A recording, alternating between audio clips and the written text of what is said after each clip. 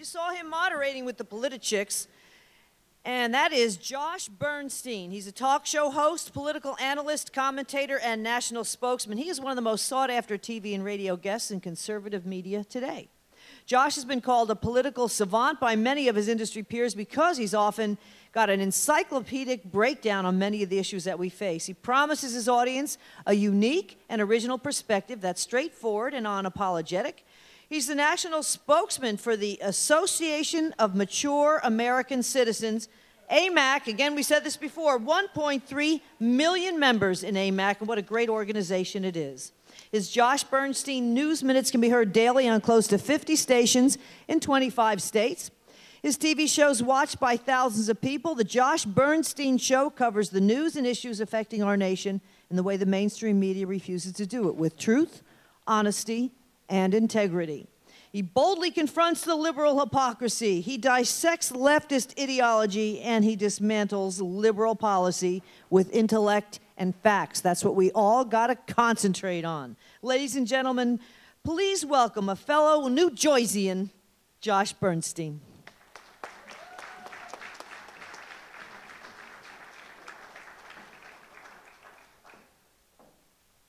How's everybody doing? Good, good.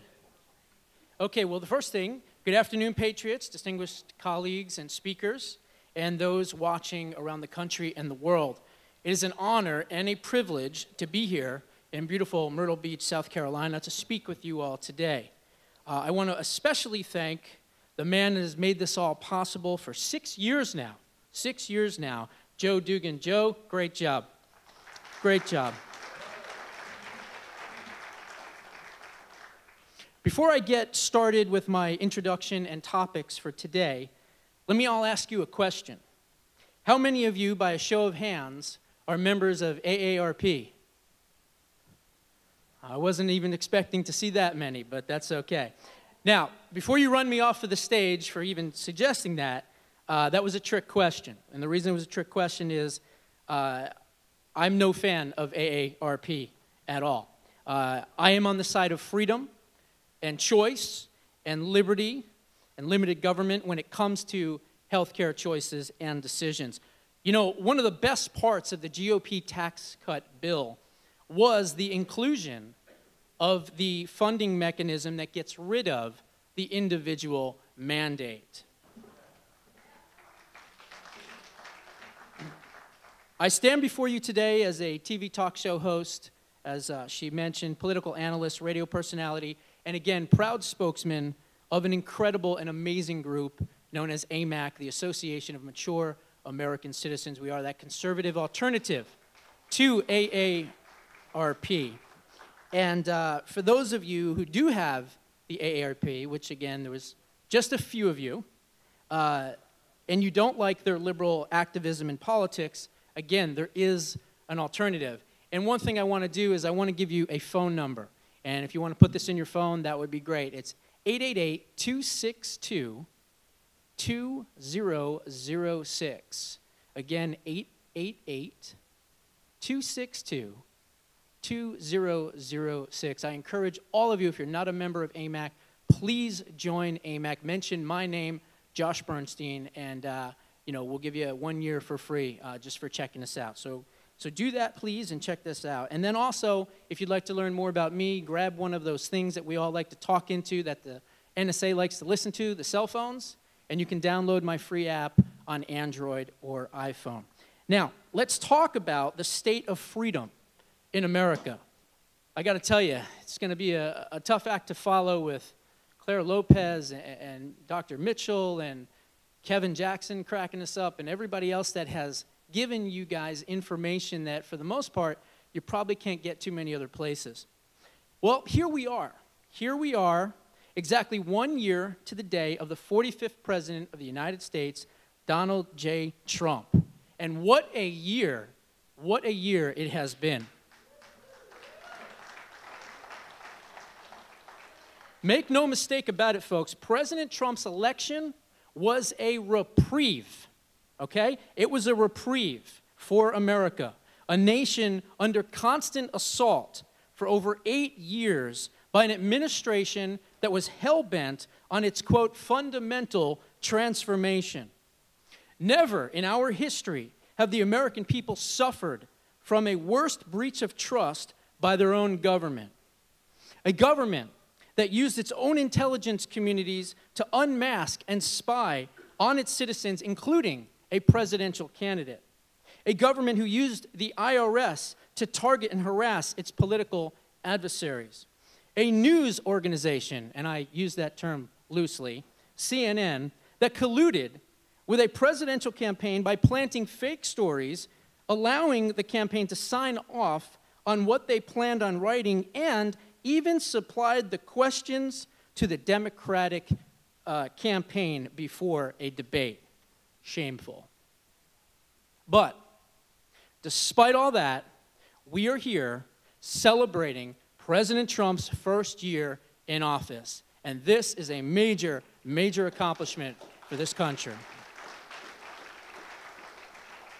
A year that, despite constant, unfair, and negative press, despite constant obstruction from liberals in both parties, I call the Washington elites and the establishment the Globalcratic Party of Washington because they serve a globalist master, despite the worst case of prosecutorial abuse we have ever seen in U.S. history, with deep state operatives like James Comey and Robert Mueller and James Clapper and John Brennan and Loretta Lynch and Susan Rice and Valerie Jarrett, the real first female president, by the way, Hillary Clinton, and of course, Barack Obama. Despite all of that, this president has had one of the most successful first years in office in history. I know you heard that earlier, but we can't keep bringing that up enough.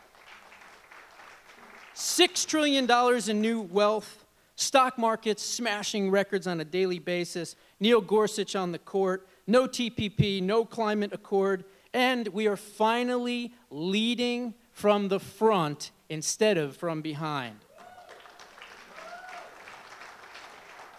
This president has not faced opposition. This president has faced a firing squad every single day and from every single direction. And yet, with all of that, he has still been successful. But let's get back to the theme of today, and that is preserving liberty. You know, I always joke around and I say we shouldn't be called conservatives. We should be called preservatives, because we want to preserve everything that is good about this country. We want to preserve our liberty. We want to preserve our freedom. We want to preserve our prosperity, our education, our health care. We want to preserve our national security, of course, and of course, our Judeo-Christian values. We want to preserve what has made us the greatest nation on earth so that future generations can live with the types of freedoms that we have all enjoyed.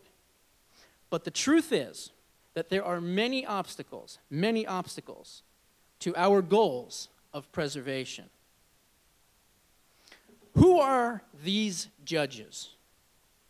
Rosemary Collyer, Jeb Boasberg, Rudolph Contreras, Anne Conway, Raymond Deary, Claire Egan, Martin Feldman, James Jones, Michael Mossman, Thomas Russell, and Dennis Saylor.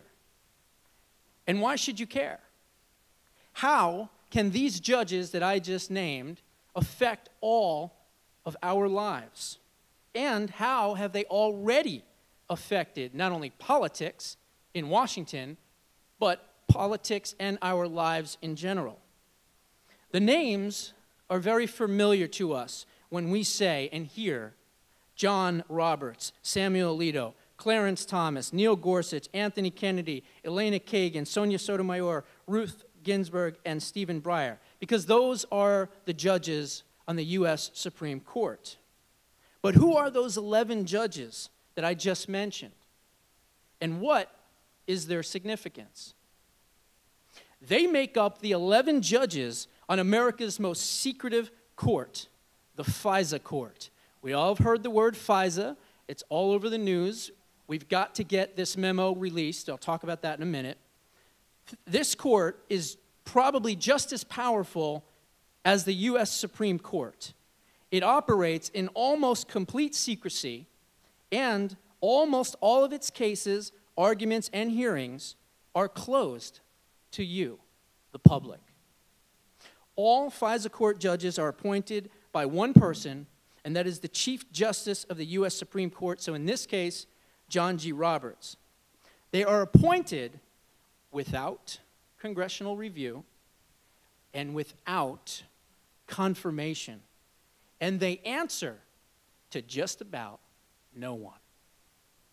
They are essentially the deep state's legal team.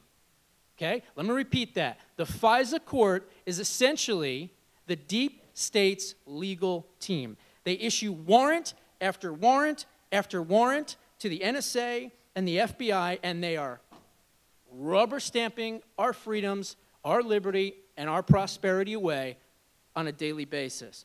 In fact, in their almost 40 years of existence, they have approved over 90% of all of the requests that have been sent in to them.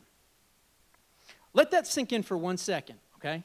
We have a court that works almost entirely in secrecy, answers to practically no one, and every day is just rubber stamping our liberties and freedoms away.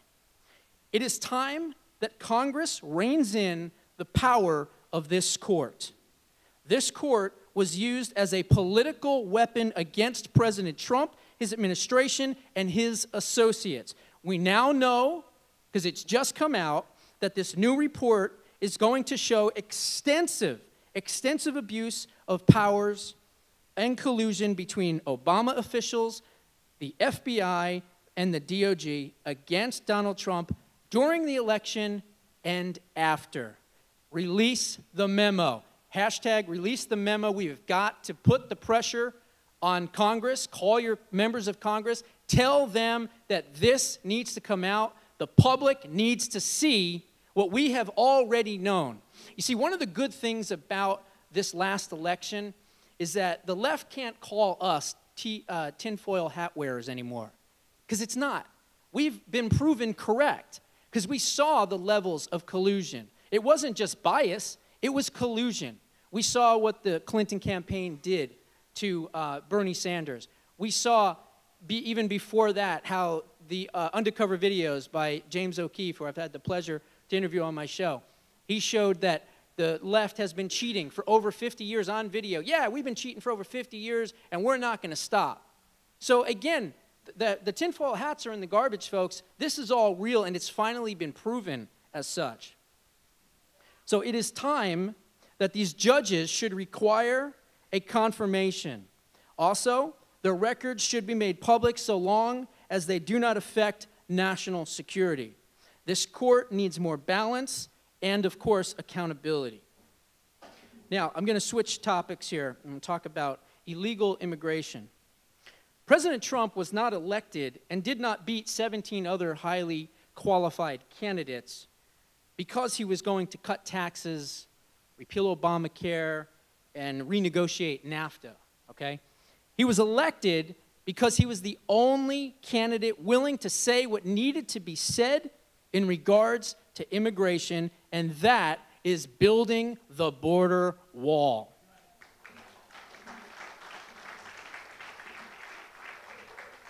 The president has kept most of his campaign promises, and I believe he's going to keep this one too. He's already put up some of the prototypes and things of that nature, and we need to build the wall.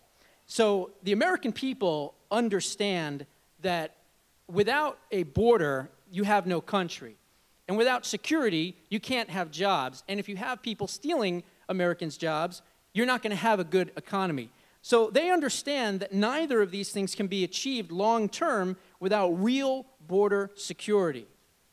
Now, if Congress and the president and everybody else will not build this wall, which hopefully they will, then we ought to take the 60 million plus Americans that voted for the border wall, take $10 and send it to Congress.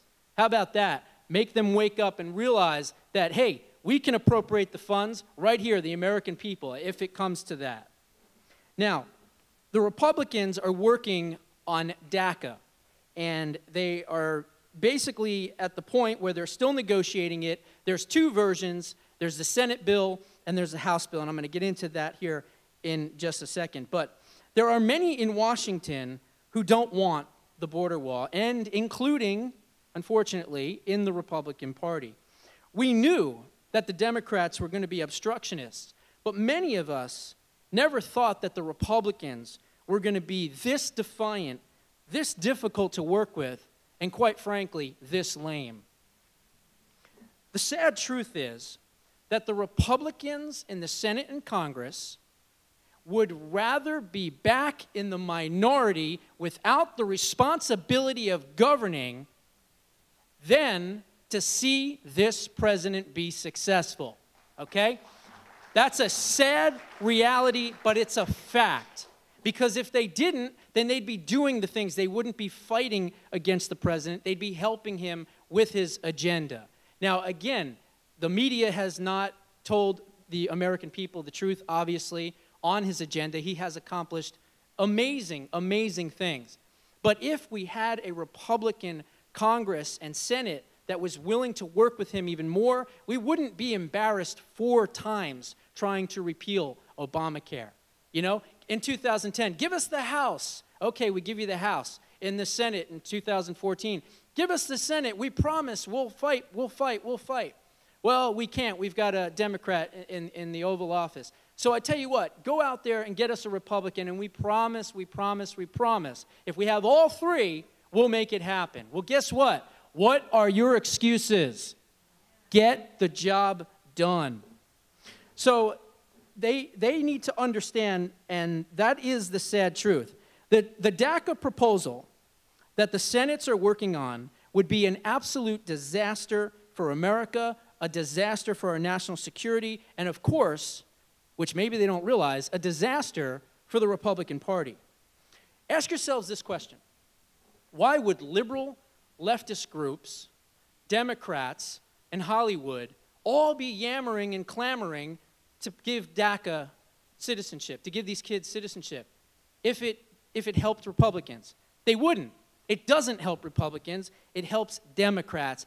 They know it, and I wonder if the Republicans know it. And I don't think they do, because DACA is a gold mine for the Democrats and a landmine for the Republicans. And they need to understand that. So here's a quick look at the Senate Republican Gang of 6 bill. Okay? This is coming from Numbers USA, again, a very awesome organization that really has been on the forefront of the battle for illegal immigration. It would grant amnesty to over 3 million illegal aliens. Not the 700,000 that the program originally talked about, 3 million. You want to know why? Because they want their family members and their parents to also be part of it. Then it appropriates $1.6 billion to, quote, fix existing fencing.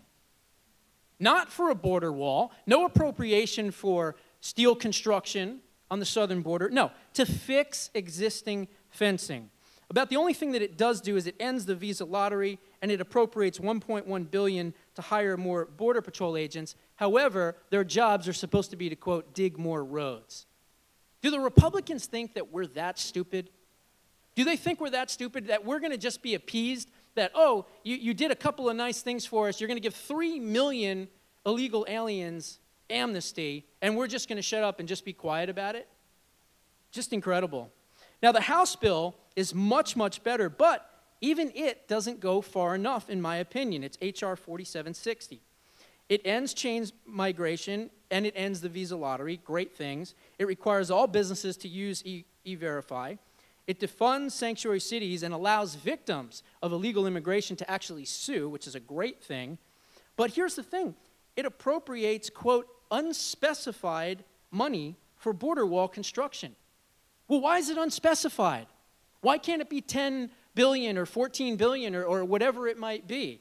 It says unspecified.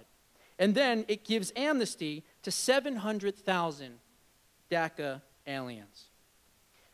The majority of these DACA kids are in mostly red or swing states like South Carolina. Arizona, Colorado, South Carolina, Nevada, North Carolina, Virginia, and Texas. You realize that the goal of the left is to turn Texas blue. So they don't really care about Arizona and Colorado and New Mexico because they feel like eventually they're probably going to get those states. But if they can turn Texas blue, Texas is the Alamo, folks. It is the Alamo. And 124,000 of these DACA kids are in that state. Do you really think that if they're given amnesty that they're going to vote for Republicans? No. It's probably an 80-20 or a 70-30 split that these are going to be new, future Democratic voters. You see what's going on in Houston. You see what's going on in San Antonio. Hell, you even see what's going on in Dallas. It's getting bluer and bluer and bluer. And in Arizona, where I'm at, Hillary Clinton only lost by 5.5 or 6%. That's a state that runs 10, 12, 14% for the Republican. And with Hillary Clinton and all her baggage under a federal investigation and everything else, it was still a 5% victory. So you have to understand that we have got to fight this. We cannot allow this DACA program to go through. Now, many might think that I'm heartless or racist or even mean-spirited. I'm not. I'm following the Constitution, okay? That doesn't make me or any of you or anyone watching mean-spirited or racist. It makes us smart. It makes us caring. It makes us aware. And more than anything else, law-abiding citizens.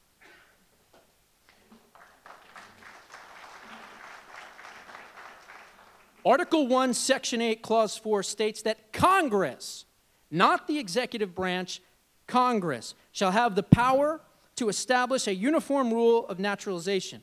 So if these so-called dreamer kids are upset at anybody, they ought to point the finger at the former president for putting them in this precarious predicament that they find themselves in today. It's not President Trump. President Trump is trying to hold the rule of law because the former president passed an illegal and unconstitutional order, according to, if you believe, in the Constitution.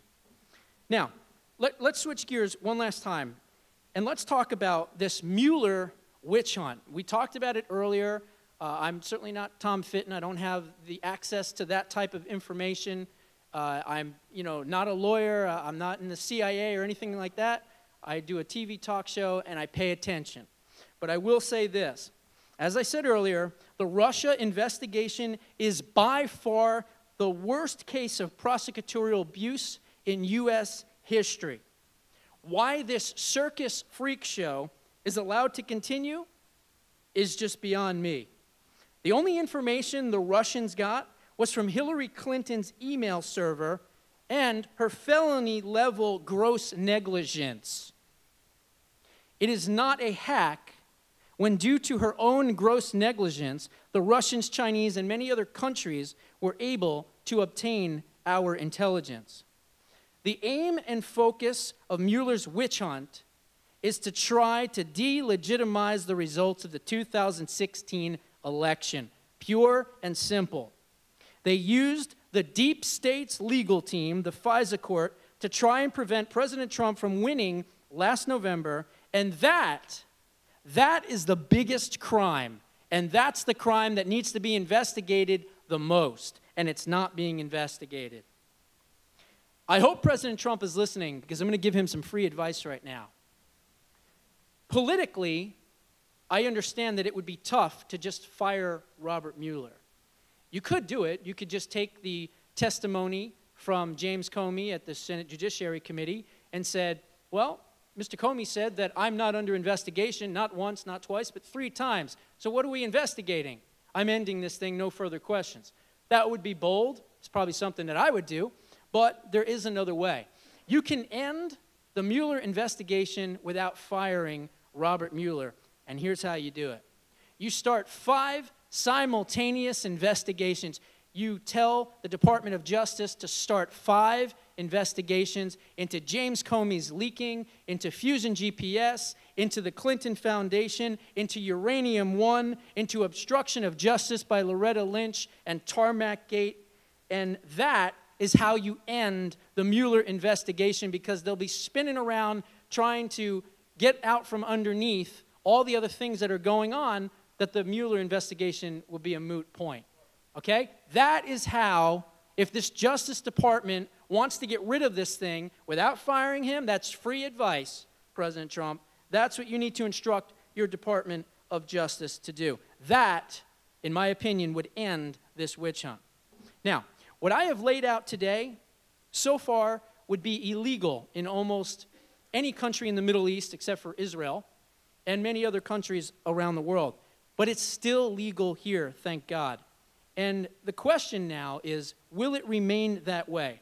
We have a FISA court, as I mentioned earlier, that is rubber stamping our freedoms away, working against the American people. Now, I understand that they do some good when they're checking on spies and things like that and terrorism overseas, but they need to be reined in my opinion. And will incredible expressions of free speech, like we are participating in today here in Myrtle Beach, be allowed in the future? It depends on us. It depends on what we're willing to do and how bad we want to be able to continue to speak our minds. In times of universal deceit, telling the truth becomes a revolutionary act. That's from George Orwell's book, 1984, about the dystopian future society. Now, it was in a book way, way back when, but here we are now. How much of it is probably true? We live, in some respects, in a police state now, as scary as that is. Never before in our history, has an event that we are witnessing and participating in today, this Tea Party convention, been more necessary and vital to the overall survival of our nation. Globalism, technocracy, and cultural Marxism are decimating our freedoms and crippling our republic. And as the great statesman Edmund Burke once said, the only thing necessary for the triumph of evil is for good men to do nothing. You are all good men and good women, and like all of you, I refuse to do nothing.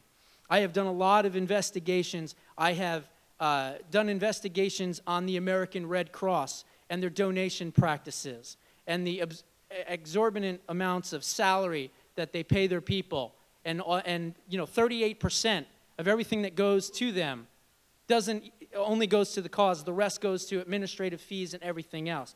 I have done numerous ones on the Southern Poverty Law Center and their money that they hide overseas in the Cayman Islands, okay? I've done expositions on the Susan G. Komen Foundation and their pink washing, if anyone knows what that is. Any cancer, charity that is, getting money to help a real cause, as in cancer research, if you use the color pink or the words "for the cure," they send their attack dog lawyers against them and shut you down, okay? And they have very suspect relationships and partnerships. Kentucky Fried Chicken, anyone? Okay, buckets for the cure, really? Kentucky Fried Chicken, probably one of the leading causes of cancer, cholesterol and high fatty foods.